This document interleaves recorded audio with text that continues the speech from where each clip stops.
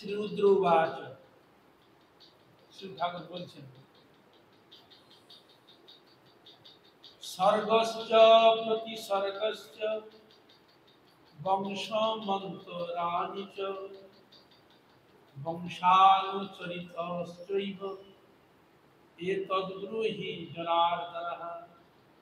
শ্রী ঠাকুর ভগবান গোবিন্দকে প্রশ্ন করছেন, হে জনার্দন, আপনি আমার নিকট সৃষ্টির আদি বিবরণ, প্রজাপতি দিগের উৎপত্তি, প্রজাপতি থেকে বংশ বিস্তার ও মন্বন্তর বৃত্তান্ত বর্ণনা করুন। শ্রী হরি উবাচ, শ্রী ভগবান গোবিন্দ তখন বলছেন, স্নু রুদ্র প্রবক্ষ্যামি স্বর্গাদীন পাপ নাশনিম স্বর্গস্থিতি প্রলয়ন্তাম বিষ্ণুঃ ক্রীড়া পুরাতনীম एको नारायण देव निरंजनः परमात्मा परं ब्रह्म जगत निलया दीकृत। श्री हरि बोलिलेन, हे रुद्र, आमी सृष्टि स्थिति और प्रलय एवं प्रलय रूपा पाप नाशन विष्णुर पुरातनी क्रीड़ा बोलছি, শ্রবণ করো। नारायण परमात्मा परब्रह्म এই জগতে সৃষ্টি স্থিতি ও লয় করেছেন। বলছেন নারায়ণ তিনি পরমাত্মা পরব্রহ্ম এই জগতের সৃষ্টি স্থিতি ও লয় করেছেন। তদেতৎ সর্বমে বৈতৎ व्यक्त स्वरूपवत तथा पुरुष रूपेण काल रूपेण च स्थितम व्यक्तम विष्णुस्तथा व्यक्तम पुरुष काल एव च किड़ोतो बालक शैव चेष्टान्तस्य निशामय। সেই পরব্রহ্মই ব্যক্ত ও অব্যক্ত, সেই পরব্রহ্ম ব্যক্ত থাকেন বা অব্যক্তও থাকেন। ব্যক্ত কখন নিজেকে প্রকাশ করছে ব্যক্ত, আর যখন প্রকাশ করছে না তখন তিনি অব্যক্ত। নিখিল জগৎ স্বরূপ তিনি পুরুষ রূপে এবং কাল রূপে জগতে বিদ্যমান। কি রূপে? পুরুষ রূপে এবং কাল রূপে তিনি বর্তমান বিদ্যমান রয়েছেন। সেই বিষ্ণু ব্যক্ত পুরুষ স্বরূপ এবং অব্যক্ত কাল স্বরূপ। ব্যক্ত হচ্ছে পুরুষ স্বরূপ, অব্যক্ত হচ্ছে কাল স্বরূপ। তিনি শিশুর মতো এ জগতে একদা নানা কার্য করেছিলেন। এই জন্য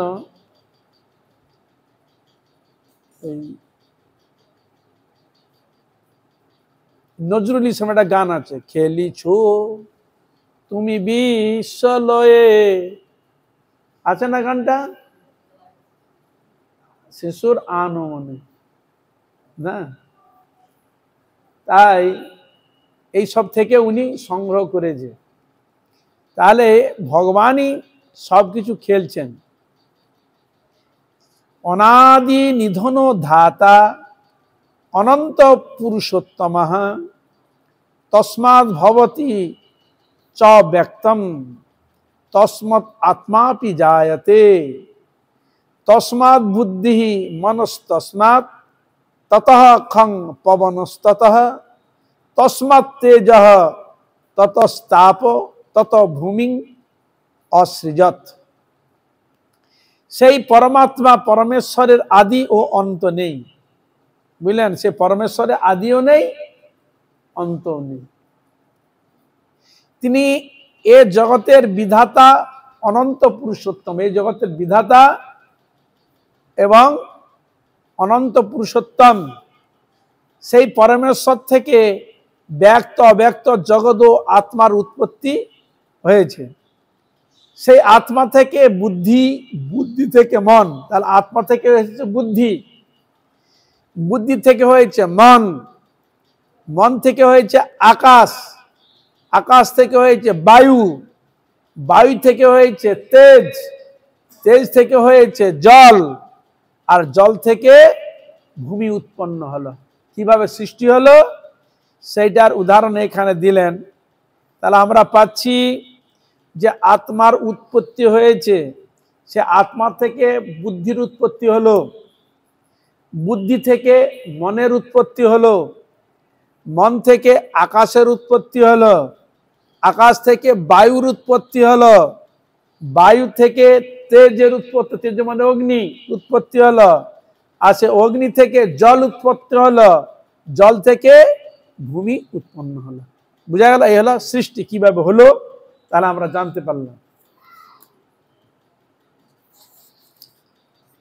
ভগবান গোবিন্দ শিব ঠাকুরকে বলছেন এই রহস্যের কথা। অণ্ড হিরণ্ময় রুদ্র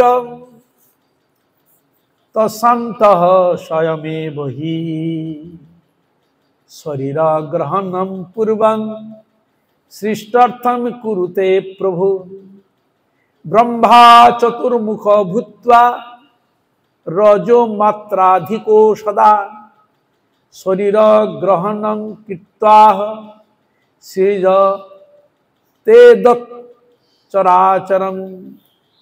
হে রুদ্র, সেই জলে এক বিরাট হিরণ্ময় ডিম্ব উৎপন্ন হলো। বুঝলেন? হিরণ্ময় স্বর্ণ একটি ডিম্ব, সেই বিরাট জলে এক হিরণ্ময় ডিম্ব উৎপন্ন হলে সে অন্ডের মধ্যে প্রভু শরীর ধারণ করলেন। সে অন্ডে মানে ডিমের মধ্যে ভগবান শরীর ধারণ করলেন। অনন্তর প্রভু চতুর্মুখ ব্রহ্মা রূপে, কি রূপে? চতুর্মুখ ব্রহ্মা রূপে আবির্ভূত হয়ে রজগুণ আশ্রয় পূর্বক এই বিশ্ব চরাচর সৃষ্টি করলেন। তাহলে আমরা কি পেলাম? যে সেই জলে হিরণ্ময় ডিম্ব উৎপন্ন হলে সেই অন্ডের মধ্যে শরীর ধারণ করলেন। অনন্ত প্রভু চতুর্মুখ ব্রহ্মা রূপে অন্ডের মধ্যে যে তিনি শরীর ধারণ করলেন, কি শরীর? না ব্রহ্মা, চতুর্মুখ ব্রহ্মা রূপে আবির্ভূত হয়ে রজগুণ আশ্রয় পূর্বক, তিনটা গুণ আছে সত্য রজ তম, ইনি রজগুণকে আশ্রয় করলেন। কারণ সৃষ্টি রজগুণ না হলে কেউ সৃষ্টি করতে পারবে না, এই যে রজগুণ ভাব প্রকট করলেন। রজগুণ আশ্রয় পূর্বক এই বিশ্ব চরাচর সৃষ্টি করলেন। অণ্ড সৎ অন্তর জগৎ সর্বং সদেবাসুর মানুষং স্রষ্টা সৃজতি চ আত্মানম বিষ্ণু পালং চ পাতি চ উপসংহ্রিয়তে চন্তে সংহর্তা চ স্বয়ং হরিহি। এভাবে নারায়ণী ব্রহ্মা রূপে, তাহলে ভগবান এই জন্য ওখানে বলা হয়েছে নারায়ণাৎ, বেদ বলছে নারায়ণাৎ ব্রহ্মা জায়তে, নারায়ণাৎ রুদ্র জায়তে। তা কে হয়েছে? নারায়ণী হয়েছে। এই জন্য এখানে এভাবেই নারায়ণী ব্রহ্মা রূপে সৃষ্টিকর্তা, মানে ভগবান তিনটি রূপ দেখালেন, সত্যগুণে বিষ্ণু, রজগুণে ব্রহ্মা, তমগুণে শিবজি মহারাজ। বুঝা গেল? হরে কৃষ্ণা। তা এইভাবে নারায়ণী ব্রহ্মা রূপে সৃষ্টিকর্তা, বিষ্ণু রূপে পালনকর্তা, আর রুদ্র রূপে সংহার করতে প্রবৃত্ত হলেন। অতএব ব্রহ্মা, বিষ্ণু ও মহেশ্বর সব হচ্ছে একই। যিনি ব্রহ্মা তিনি বিষ্ণু, আবার তিনি রুদ্র বা মহেশ্বর, তিনি ভগবান অনন্ত শক্তির আধার। ব্রহ্মা ভূত্বা সৃজৎ বিষ্ণু জগৎপতি হরিং স্বয়ং রুদ্র রূপী চ কল্পান্তে জগৎ সংহরতে প্রভু ব্রহ্মা তো সৃষ্টি কালে অস্মিন জল মধ্য গতাং মহিম দং দৃষ্টৌদ্ধরতি যো জ্ঞাতা বারাহিম আস্থিত তনু। আবার বলছি, ব্রহ্মা বিষ্ণু মহেশ্বর কোনো ভেদ নেই, তিনটিতে এক কোনো ভেদ নেই, একই বস্তু, একই ঈশ্বরই তিন রূপে সৃষ্টি পালন ও ধ্বংস করেন। তাহলে বুঝা গেল তার কৃষ্ণই সব। বিষ্ণুরূপী ব্রহ্মাই সৃষ্টিকালে জলমগ্না পৃথিবীকে বরাহ রূপে দন্ত দ্বারা উদ্ধার করেছিলেন। তাহলে বিষ্ণুরূপী ব্রহ্মাই সৃষ্টিকালে জলমগ্না পৃথিবীকে কিভাবে কিরূপ ধারণ করে, বরাহ রূপে দন্ত দ্বারা উদ্ধার করেছিলেন। এ বিষয়ে চিন্তা করার কোনো কারণ নেই। সর্বদা জানবেন এক ভগবানের বিভিন্ন রূপ ও বিভিন্ন কর্মপদ্ধতি। এক এক রূপে আসেন, এক এক রকম কর্মপদ্ধতি কার্য তিনি করে থাকেন। দেবাদি স্বর্গা বৃক্ষোহং সংক্ষেপাচ্ছনুং শঙ্কর প্রথম মাহাতো স্বর্গ বিরূপ ব্রহ্মণস্তু সহ তন্মাত্রানাং দ্বিতীয়স্তু সভূত স্বর্গ হি সংস্মৃতঃ বৈকারিক তৃতীয়স্তু স্বর্গশ্চেন্দ্রিয় কোহ স্মৃতঃ। ভগবান বললেন, হে শঙ্কর, এবার দেবাদি সৃষ্টির কথা বলছি। এবার আমি দেবাদির সৃষ্টির কথা বলছি। প্রথমে পরমেশ্বর থেকে মহত্তত্ত্বের সৃষ্টি হয়। প্রথমে পরমেশ্বর থেকে মহত্তত্ত্ব সৃষ্টি হয়। ওই মহত্তত্ত্ব হলো ব্রহ্মের বিকার স্বরূপ, ব্রহ্মের বিকার স্বরূপ। দ্বিতীয়ত তন্মাত্র, অর্থাৎ যেটাকে বলা হয় ভূত, পঞ্চভূত, ক্ষিতি, অপ, তেজ, মরুত, বোম। ক্ষিতি মানে মাটি, অপ মানে জল, তেজ মানে অগ্নি, ক্ষিতি অপ তেজ, মরুদ মানে বাতাস, বোম মানে আকাশ, ক্ষিতি অপ তেজ, মরুদ, বোম। এই জল, অগ্নি, আকাশ, বায়ু, মাটি, অগ্নি, এইটি হচ্ছে পঞ্চভূত বলা হয়। এটা বলছেন এই মহত্তত্ত্ব হলো ব্রহ্মের বিকার স্বরূপ। দ্বিতীয়ত তন্মাত্র, অর্থাৎ ক্ষিতি, অপ, তেজ, মরুদ, বোম সৃষ্টি হলো। তৃতীয়ত প্রাকৃত ইন্দ্রিয়ের সৃষ্টি হলো। তাহলে প্রথম সৃষ্টি কি হলো? মহত্তত্ত্ব। দ্বিতীয় সৃষ্টি হলো পঞ্চমহাভূত। তৃতীয় সৃষ্টি হলো পঞ্চ ইন্দ্রিয়। বুঝলেন? হরে কৃষ্ণ। চক্ষু, কর্ণ, নাসিকা, জিহ্বা, ত্বক। ইত্যেষ প্রাকৃত স্বর্গ সম্ভূত বুদ্ধি পূর্বকঃ মুখ্য স্বর্গ চতুর্থ মুখ্যা নৈ স্থাবরাঃ স্মৃতাঃ তির্যক স্ততস্তুজঃ প্রক্ত তির্যক যোস্য স উচ্যতে তদ ঊর্ধ্ব স্রোতোৎসাং ষষ্ঠ দেব স্বর্গস্তু সস্মৃতঃ। চতুর্থ কি সৃষ্টি হলো? পাহাড় পর্বত, পাহাড় পর্বত আদি ও বৃক্ষাদি উৎপন্ন হলো ওই সব থেকে, বৃক্ষ। পঞ্চমে কি হলো? পশু পক্ষী প্রভৃতির উৎপত্তি হয়। এরা হচ্ছে তির্যক জনি বলে কথিত। এদিকে কি বলা? তির্যক জনি। কাদিকে বলা হয় পশু পক্ষী কীট পতঙ্গ, এদিকে বলা তির্যক জনি বলে কথিত হয়। এর নাম তির্যক। স্রোত সৃষ্টি। ষষ্ঠে ঊর্ধ্ব স্রোতের সৃষ্টি হয়। দেব সৃষ্টিকে ঊর্ধ্ব সৃষ্টি বলা হয়। তাই দেব সৃষ্টিকে বলা হয় ঊর্ধ্ব সৃষ্টি। ঊর্ধ্ব মানে উপরে, হ্যাঁ, বলা হয়। তত বার্ক স্রোতোষাং স্বর্গ সপ্তম সতু মানুষঃ অষ্টম অনুগ্রহ স্বর্গ সাত্বিক তামস স্তুতোষঃ পঞ্চৈতে বৈকৃত্বা স্বর্গা প্রাকৃতাস্তু ত্রয় স্মৃতঃ প্রাকৃত বৈকৃতশ্চাপি কৌমারো নবম স্মৃতঃ।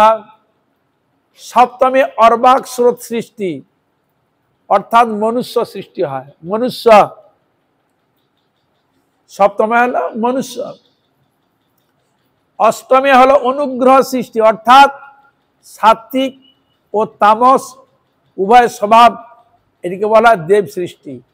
সাত্বিক আর তামস এই উভয়কে অনুগ্রহ মানে কৃপার দ্বারা এই দুটিকে সৃষ্টি করলেন। স্বভাব সম্পন্ন দেব সৃষ্টি হলো, সাত্বিক আর তামস। মুখ্য সৃষ্টিকে বিকৃত সৃষ্টি বলা হয়, মুখ্য সৃষ্টিকে বলা হয় বিকৃত। এই বিকৃত সৃষ্টি 5 প্রকার। প্রাকৃত সৃষ্টি 3 প্রকার। কি? কৌমার সৃষ্টিকে নাম সৃষ্টি বলা হয়, আর কৌমার সৃষ্টিকে বলা হয় নাম সৃষ্টি, ওই জন্য ওই বয়সে নাম রাখা হয়। এই নববিধ সৃষ্টির মধ্যে কতক প্রাকৃত, কতক বৈকৃত, কিছু প্রাকৃত আর কিছু বিকৃত। স্থাবরান্তঃ সুবাদ্যাস্তু প্রজারুদ্র চতুর্বিদাঃ ব্রহ্মণঃ কুর্বতঃ সৃষ্টিম যোগিরে মানসাঃ স্তুতাঃ ততো দেবাসুর পিতৃন মানুষাম চ চতুষ্টয়ম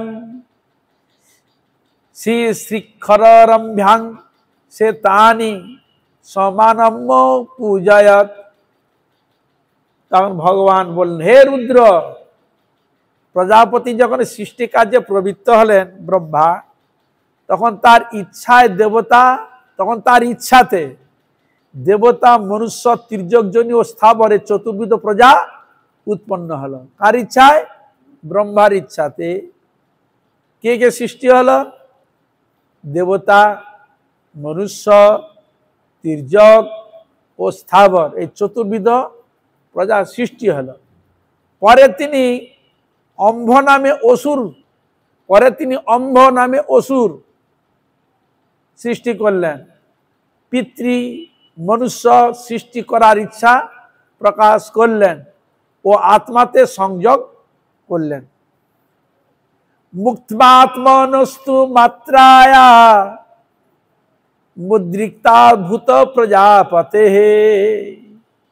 শ্রী শ্রীখ জগনাং পূর্ব অসুরা যজ্ঞিরে ততঃ উৎসর্য ততস্তাস্তু তম মাত্রাত্মিকা তনুম তম মাত্রাস্তনুস্তত্ত্বা শঙ্করাত ভূতৎ বিভাবরী। অনন্তর তমগুণ তাকে আশ্রয় করলে তার জঘন দেশে, যখন তিনি অন্তর তমগুণকে আশ্রয় করলেন, অসুরের সৃষ্টি হচ্ছে তমগুণ থেকে, বুঝলেন? তমগুণ থেকে অসুরের সৃষ্টি। এরকম যে অনন্ত তমগুণ তাকে আশ্রয় করলে তার জঙ্গ দেশ থেকে অসুরগণ উৎপন্ন হলো। তারপর তিনি তমময় ভাব পরিত্যাগ করলেন। তাহলে আমরা কি করলেন? সেই তমময় ভাব পরিত্যক্ত হয়ে রাত্রির রূপে অবস্থান করতে লাগলেন। বুঝা গেল? যখন তমগুণকে আশ্রয় করলেন, যখন 10 দেখে অসুরগণ উৎপন্ন হলো, তারপর তন্ময় ভাব ত্যাগ করে দিয়ে সেই তমময় ভাব পরিত্যক্ত হয়ে রাত্রি রূপে অবস্থান করতে লাগলেন। শ্রী শিখরণ্য দেহাস্থ প্রীতিমান ততঃ সুরাহ সত্রাদৃতত্তাস্তু মুখতঃ সভূত ব্রহ্মণোহর সত্য প্রায়াতনুস্তেন সন্তক্ত্বা প্রাপ্য ভূতিদিদম ততো হি বলিনো রাত্রা বসুরা দেবতা দিবা সপ্ত মাত্রান্তরং গৃহ্য পিতরস্ত ততো ভবন সা চ উৎসৃষ্টা ভবত সন্ধ্যাদিনত্তারন্তর স্থিতা। অনন্তর তিনি অন্নভাব আশ্রয় করে প্রীতিমান হয়ে দেবগণের সৃষ্টি করলেন, বুঝলেন? তখন অনন্তর তিনি অন্নভাব আশ্রয় করে প্রীতিমান হয়ে দেবগণের সৃষ্টি করলেন। যখন তিনি প্রীতি ভালোবাসার ভাব প্রকট করলেন, তখন তিনি দেবগণের সৃষ্টি করলেন। তখন তিনি সত্যপ্রায়, এবং তখন তিনি সত্যপ্রায়। এই সত্যগুণের মানুষ রাগী ক্রোধিয়া তোরা হয় না, স্থিরতা হয়।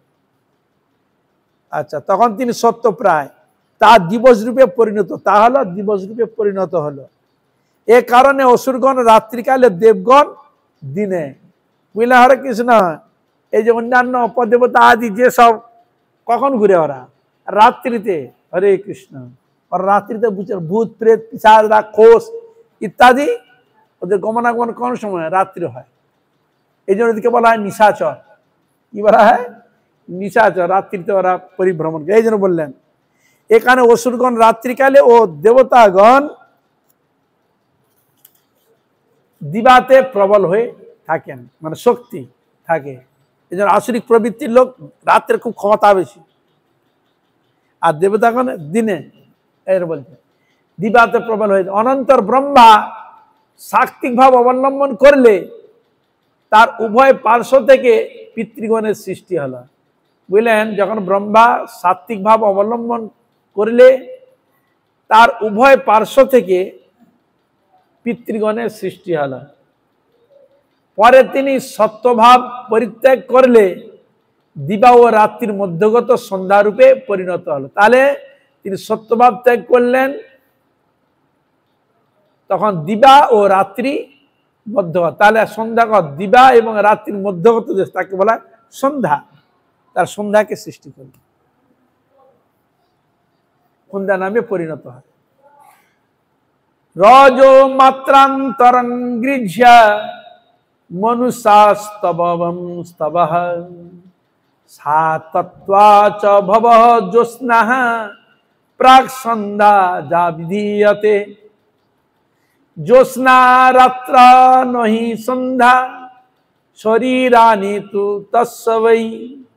রজো মন্ত্রাস্তরং গৃহ্যা ক্ষুদ্ভুত কোপ এব চ।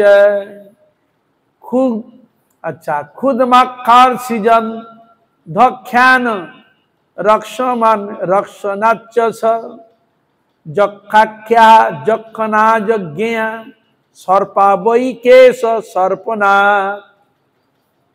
অনন্তর প্রজাপতি রজগুণ আশ্রয় করলে, যখন তিনি রজগুণ আশ্রয় করলেন প্রজাপতি, রজগুণ উদ্ধত মনুষ্য সৃষ্টি হলো, রজগুণ উদ্ধত সৃষ্টি হলো।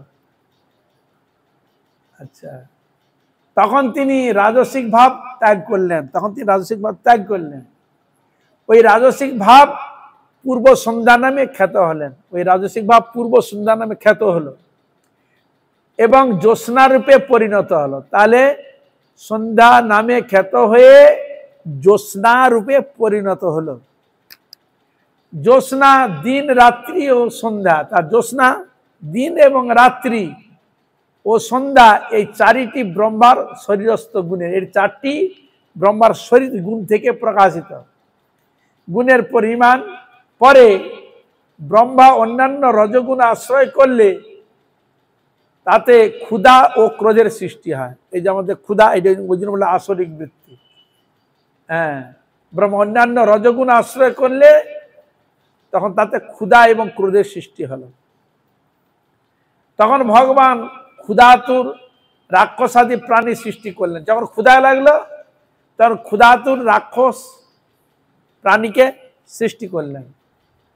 তারা রক্ষণ হেতু রাক্ষস নামে কথিত হলো। রাক্ষস কথা অর্থ কি? তিনি রক্ষণ করেন বলে এই জন্য হলো রাক্ষস। অনন্তর ব্রহ্মা কেশ থেকে সর্পগণ জন্মগ্রহণ করল। ব্রহ্মার কেশ থেকে, কেশ চুল থেকে সর্পের জন্ম হলো। এই জন্য সর্পগুলো কালো, বিভিন্ন কালারে, যেমন মাথার চুল পেকে গেলে পাকা হয়, হ্যাঁ, আবার লাল হয়, বিভিন্ন কালার হয় কিনা।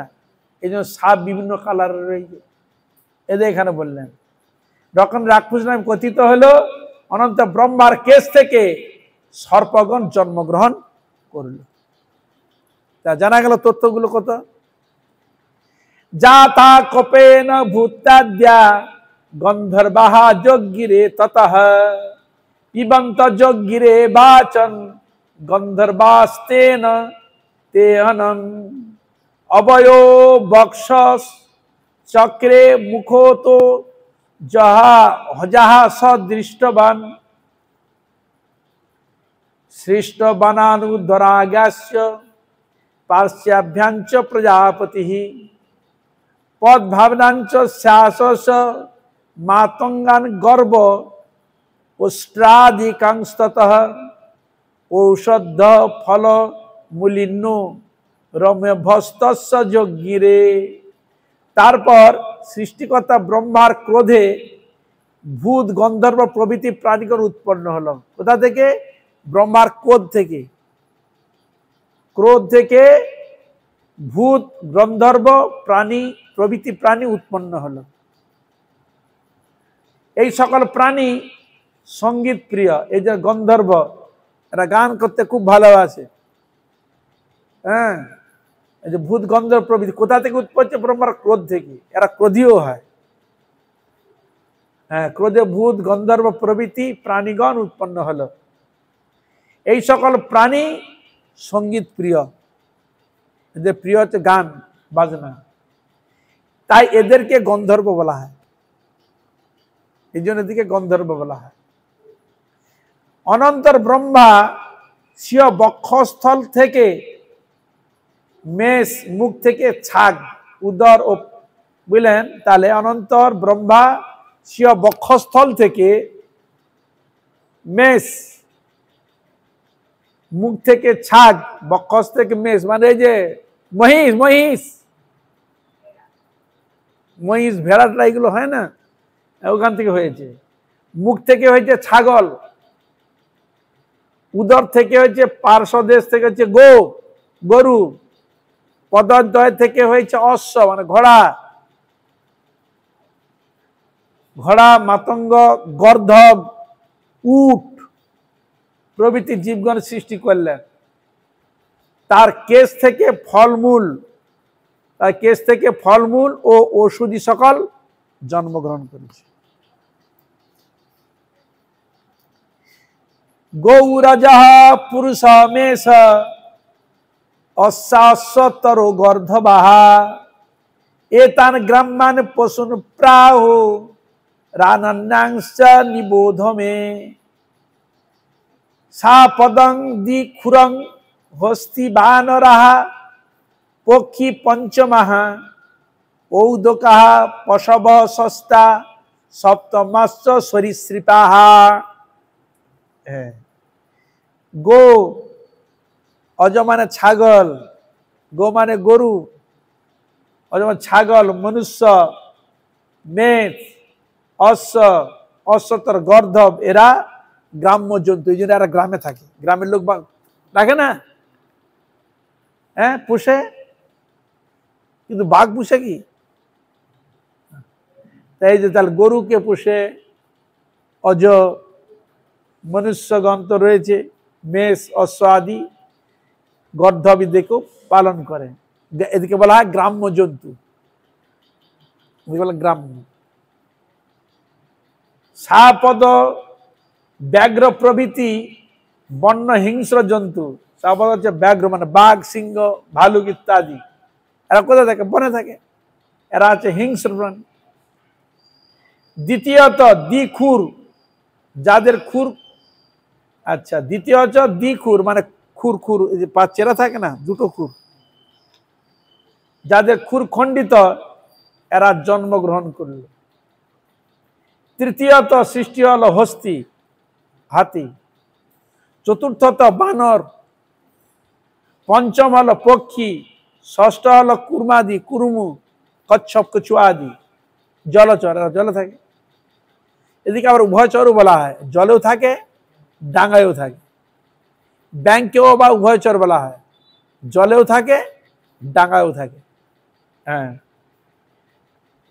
ষষ্ঠী কুর্মাদি জলচর জীব ও সপ্তম সরীসৃপ মানে বুকে হেঁটে যেগুলো চলে।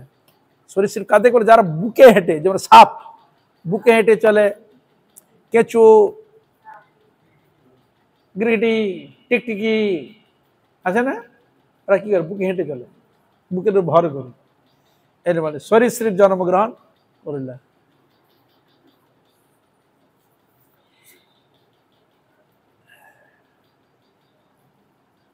আপনার সঙ্গে অনেক দিনের পর দেখা হলো, আপনি কোথায় গেল রে ভাই? ঠিক আছে তো। পূর্বাদিভ্য মুখে ভস্ত ঋগ্বেদাদা প্রযজ্ঞিরে আসাদ বৈ ব্রাহ্মণাঃ জাতাঃ বাহুব্যাম ক্ষত্রিয়াঃ স্মৃতাঃ উরু ভাস্তু শিবঃ সৃষ্টা শূদ্রঃ পদ্ভ্যাম অজায়ত ব্রহ্মো লোকো ব্রাহ্মণানাং শাক্রুঃ ক্ষত্রিয় জন্মনাম মারুতঞ্চ বিশাংস্থানম গন্ধর্বম শূদ্র জন্মনাম ব্রহ্মচারী ব্রতস্থানং ব্রহ্মলোকঃ প্রজায়তে প্রাজাপত্যঙ্গৃহস্থানং যথা বিহিতকারিণাং স্থানং সপ্ত ঋষীণাঞ্চ তথৈব বনবাসিনাং জ্যোতিনাম অক্ষরং স্থানং যদিচ্ছাগা মিনাং সদা। তারপর সেই সৃষ্টিকর্তার অর্থাৎ প্রজাপতির পূর্বাদি মুখ চতুষ্টয় থেকে চারি বেদ, বুঝলেন, প্রজাপতির পূর্বাদি মুখ থেকে চারি বেদ সৃষ্টি হয়েছে। ব্রহ্মার চারি বেদ ঋক সাম যজু অথর্ব, চতুষ্টয় মুখ থেকে চারি বেদ সৃষ্টি হলো। তাছাড়া ব্রহ্মার মুখ থেকে ব্রাহ্মণ সৃষ্টি, বাহু থেকে ক্ষত্রিয় সৃষ্টি হলো, উরুদেশ থেকে বৈশ্যগণ সৃষ্টি হলো ও পদোদয় থেকে শূদ্রগণ জন্মগ্রহণ করলেন। বোঝা গেল? হরে কৃষ্ণ। এটা জেনে রাখুন, সৃষ্টিকর্তার পূর্বাদি মুখ থেকে চারটি বেদ সৃষ্টি হলো, ঋক সাম যজু অথর্ব, চারটি বেদ। ব্রহ্মার মুখ থেকে জন্ম হলো ব্রাহ্মণগণ, আর বাহু থেকে ক্ষত্রিয়, উরু থেকে বৈশ্য ও পদোদয় থেকে শূদ্র জন্মগ্রহণ করলো। পরে ব্রহ্মা ব্রাহ্মণ দিকের নিমিত্ত ব্রহ্মলোক, পরে এরা তো উপাসনা কিছু তো করবে, এদিকে একটা স্থান দিতে হবে, এদের জন্য স্থান দিলেন ব্রহ্মলোক, এনে বললেন। পরে ব্রহ্মা ব্রাহ্মণ দিকের নিমিত্ত ব্রহ্মলোক, ক্ষত্রিয়দের জন্য ইন্দ্রলোক, বৈশ্যদের জন্য বায়ুলোক, শূদ্রদের জন্য গন্ধর্বলোক। তারা যারা গান পান করে গন্ধর্ব, তারা শূদ্র। হরে কৃষ্ণ। হ্যাঁ,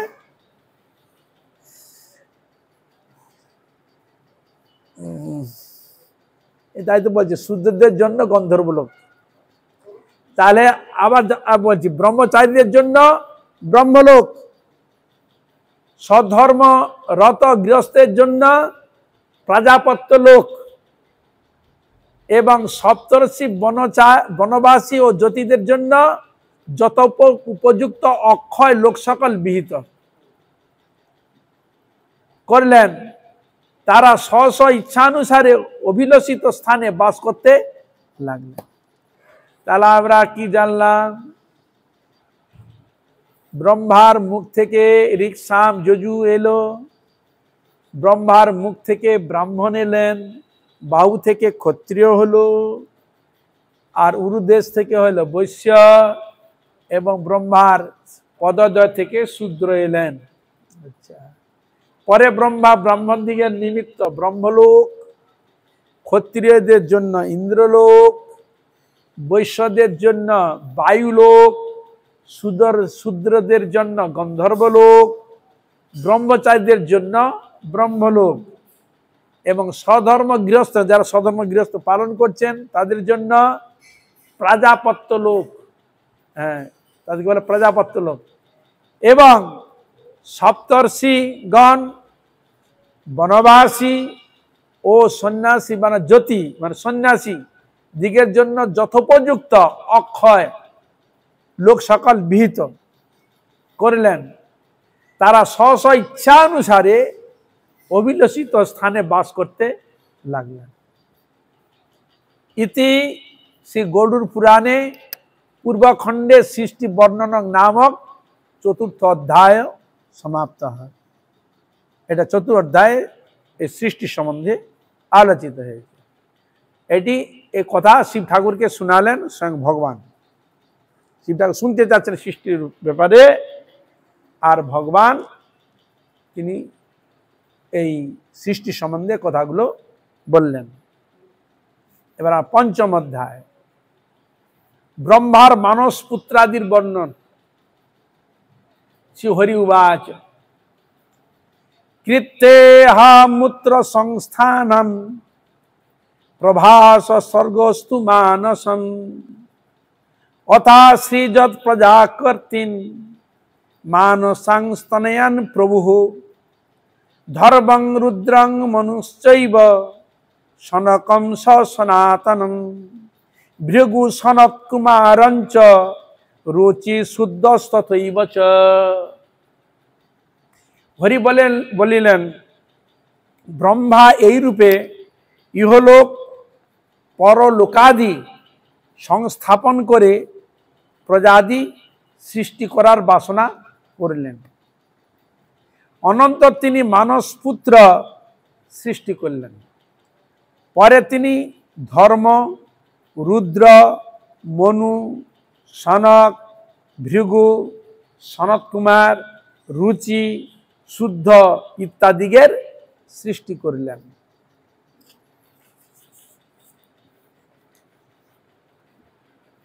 মরিচি অত্রি অঙ্গিরাসৌ পুলস্তম পুলহম ক্রতুম বশিষ্ঠম নারদং চৈব পিতৃবরি সদস্তথা অগ্নিশাস্তাংশ কব্যাদা নাজ্যপাংশ সুকালিনঃ উপহুতাং তথা দীপাং স্ত্রয় মূর্তি বিবর্জিতাঃ।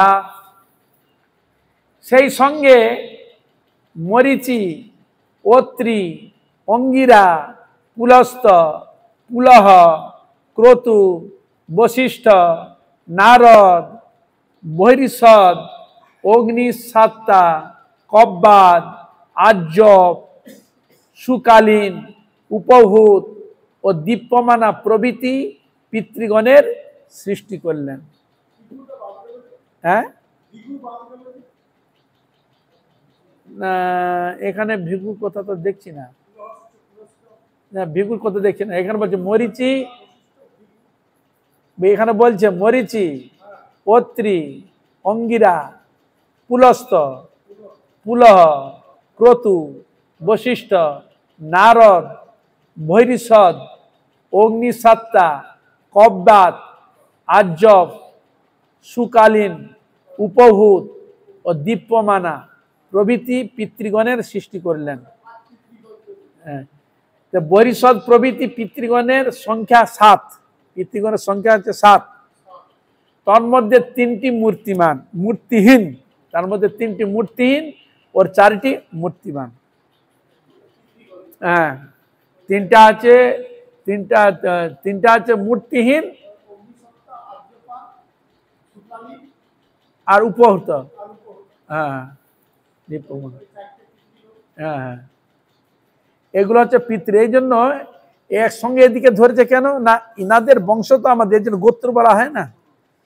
ঋষি থেকেই তো সব গোত্রগুলো এসেছে, তাদের বংশ তো বলা হয় না, এই জন্য গোত্র বলা হয়। এই জন্য একসঙ্গে এটি সংযোজিত করা হয়েছে।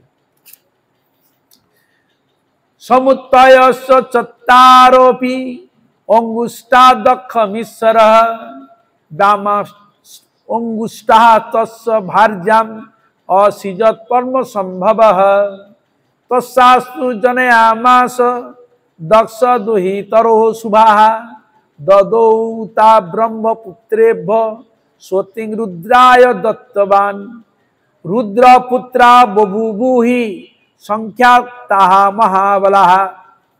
পদ্মজনী দক্ষিণা অঙ্গুষ্ঠ থেকে মানে ব্রহ্মার দক্ষিণ অঙ্গুষ্ঠ থেকে দক্ষ প্রজাপতি, অঙ্গুষ্ঠ থেকে দক্ষ প্রজাপতি, বাম অঙ্গুষ্ঠ থেকে তদ্ভার্যাকে সৃষ্টি করলেন।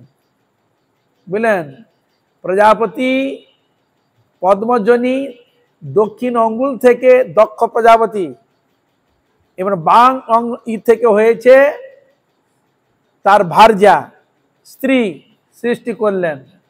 পরে দক্ষ প্রজাপতি স্বীয় পত্নীর গর্ভে কতগুলি কন্যা উৎপাদন করে সেই কন্যাদিগকে ধর্মাদি ব্রহ্মার মানস পুত্রগণকে প্রদান করেন, মানে বিবাহ দেন, বিয়ে দেন, বিবাহ প্রদান করেন। তিনি যে সতী নামে একটি কন্যা রুদ্রকে প্রদান করেছিলেন, তাতে রুদ্রের মহাশক্তিশালী অসংখ্য পুত্র জন্মে। বুঝলেন,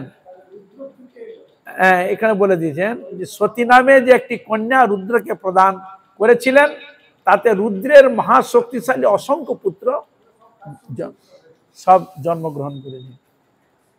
কেন এমনি তো আমরা দেখতে পাচ্ছি চন্দ্রের হচ্ছে 27টা স্ত্রী, কল্পনা করা যায়, ও তো একাই 27টা নিয়েছে।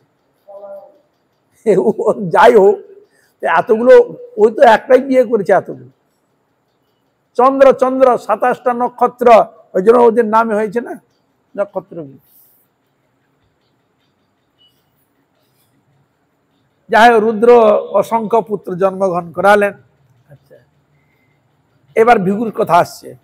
ভৃগবে চ দদৌ খ্যাতিং রূপেনা প্রতিমা শুভান গর্ভধাতা বিধতরো জনয়ামাস সা শুভা স্ত্রিয়ঞ্চ জনয়ামাস পত্নী নারায়ণ সজা তস্যা বৈ জনয়ামাস বলোদ্মাদৌ হরি স্বয়ং। তারপর ভৃগুকে সমর্পণ করেন খ্যাতি নামে কন্যাকে। এই জন্য ভৃগুর স্ত্রীর নাম হচ্ছে কি? খ্যাতি। ভৃগু, এই যে বলছে ভৃগুকে সমর্পণ করেন খ্যাতি নামে কন্যাকে। খ্যাতি, সে যাই হোক, খ্যাতিকেই দিলেন। ভৃগুর ঔরসে খ্যাতির গর্ভে ধাতা ও বিধাতা নামে দুটি পুত্রের জন্ম হয়। ধাতা এবং বিধাতা নামে দুটি পুত্রের জন্ম হয়। খ্যাতির গর্ভে একটি কন্যার জন্ম হয়, তার নাম লক্ষ্মী। লক্ষ্মী, লক্ষ্মী, বুঝলেন? দেখুন, ভৃগুর ঔরসে খ্যাতির গর্ভে ধাতা ও বিধাতা নামে দুটি পুত্রের জন্ম হয়, ধাতা এবং বিধাতা, বোঝা গেল? খ্যাতির গর্ভে একটি কন্যাও জন্ম হয়, তার নাম লক্ষ্মী। নারায়ণের ঔরসে লক্ষ্মীর গর্ভে বল ও উদ্মাদ নামে দুটি পুত্রের জন্ম হয়। কাকে বিয়ে দিয়েছিলেন? নারায়ণকে। লক্ষ্মীকে দিয়েছিলেন নারায়ণকে। সে নারায়ণের ঔরসে লক্ষ্মীর গর্ভে বল ও উন্মাদ নামক দুটি পুত্রের জন্ম হয়। বল আর উন্মাদ জন্মগ্রহণ করে। আয়তির নিয়তির শৈব মন কন্যে মহাত্মনঃ ধাতা বিধাতরস্তে ভার্য তয়োর্জাতৌ সুতা বুভৌ প্রাণশ্চেন মৃকর্ভশ্চ মার্কণ্ডেয় মৃকণ্ডুক। আচ্ছা, মৃকণ্ডুত। মহাত্মার মনুর আয়াতি ও নিয়তি নামে দুটি কন্যা জন্মেছিলেন। কার? মনু। মনু, মনুর। মনুর হচ্ছে আয়তি ও নিয়তি নামে দুটি কন্যা জন্মেছিলেন। ভৃগুনন্দন ধাতা আয়তিকে বিয়ে দেন আর বিধাতা নিয়তিকে বিবাহ করেন। বুঝলেন তো? হ্যাঁ। কালক্রমে আয়তির গর্ভে প্রাণ নামক এক পুত্র জন্ম হয় এবং নিয়তির গর্ভে মৃকণ্ডু নামে এক সন্তান জন্মে। দুজনের দুটো সন্তান। এই মৃকণ্ডুর পুত্রের নাম হলো মার্কণ্ডেয়।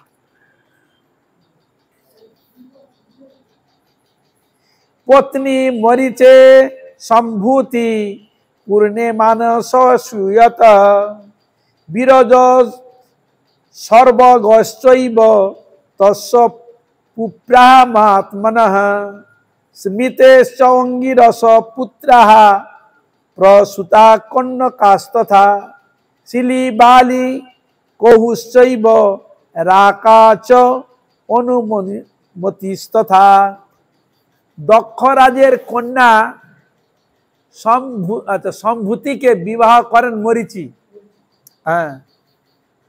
सम्भूति पूर्णमास नामे एक सन्तान प्रसव करे। पूर्णमास माने पूर्णमासी, पूर्णमास नामे एक सन्तान प्रसव करे। पूर्णमासेर बिरज ओ सर्वग नामे दुटी पुत्रेर जन्म है। आबार पूर्णमासेर बिरज ओ सर्वग नामे दुटी पुत्रेर जन्म है। अंगिरा दक्ष कन्या स्मृति के विवाह करें। अंगिरा दक्ष कन्या स्मृति के विवाह करें। तार अनेकगुली पुत्र शिलीबाली, कुहू, राका, अनुमति नामे चारजन कन्या जन्म ग्रहण करें। बुझलेन? शिलीबाली, कुहू, राका, अनुमति, ताले शिलीबाली, कुहू, राका, अनुमति नामे चारजन कन्या जन्म ग्रहण। अनसुआ तथैवात्रेर यज्ञे पुत्रान कल्मषाम सोमं दुर्वासाञ्चैव दत्तात्रेयञ्च योगिनां प्रीता पुलस भार्यायां दत्तलिस्तो सुतो भवत् वर्मश्चार्थ वीरस्य सहिष्णुश्च सुतोत्रयं। दक्ष कन्या अनुसुआ के तार दक्ष कन्या अनुसुआ के अत्रि ऋषि के विवाह दें। अत्रि ऋषि के विवाह करें। अत्रि अत्रि स्त्री नाम अच्छा अनुसुआ, सती अनुसुआ। तादेर रुद्र और दुर्वासा, चंद्र और दुर्वासा और दत्तात्रेय तीन पुत्र जन्मे।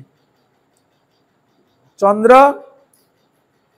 दुर्वासा और दत्तात्रेय।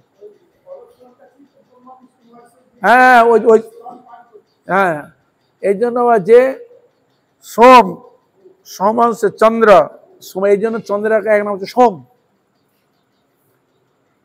और दुर्वासा आछे रुद्रेर, रुद्रेर अंश हलो दुर्वासा। हाँ और दत्तात्रेय होच्छे विष्णुर अंशेर, এই জন্য दत्तात्रेय बोले। चंद्र, दुर्वासा और दत्तात्रेय এই तीन पुत्र जन्मे। एरा सकले निष्पाप, एरा सकले निष्पाप। दत्तात्रेय परम योगी छिलेन, परम योगी। पुलस्त पदिनी प्रीतिर गर्भे दत्तली नामक एक पुत्र जन्मे। पुलस्त पत्नी गर्भे दत्तली नामक एक पुत्र जन्म ग्रहण करे। ए समय হয়ে গেছে নাকি? आज এখানে থাক, কালকের পর থেকে আরম্ভ করব। এই হলো সৃষ্টি কথা নিয়ে আলোচনা, এই সৃষ্টি নিয়ে আলোচনা চলছে। এখানে রইল গ্রন্থায় অমৃত লহরী, গৌর প্রেমানন্দে সবাই মিলে বলুন গৌর হরে।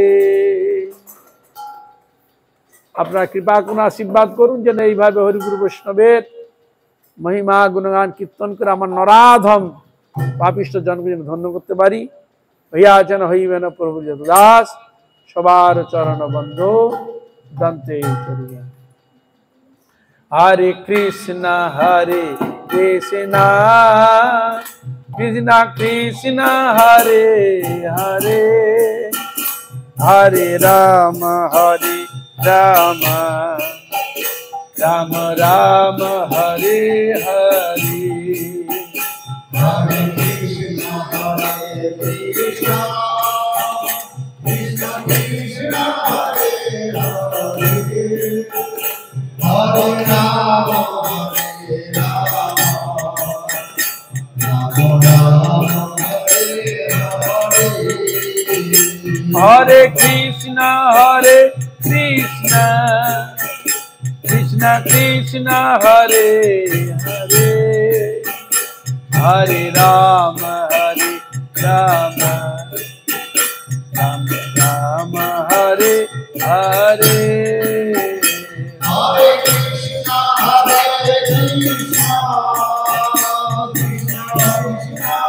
Hare, Hare Rama, Rama Rama, Hare Hare. Hare Krishna, Krishna Krishna, Hare Hare, Hare Rama, Rama Rama, Hare Hare. Hare Krishna, Krishna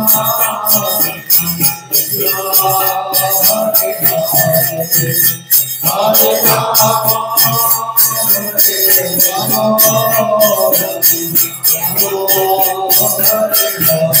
I go to Hari Bol, Hari Bol, Hari Hare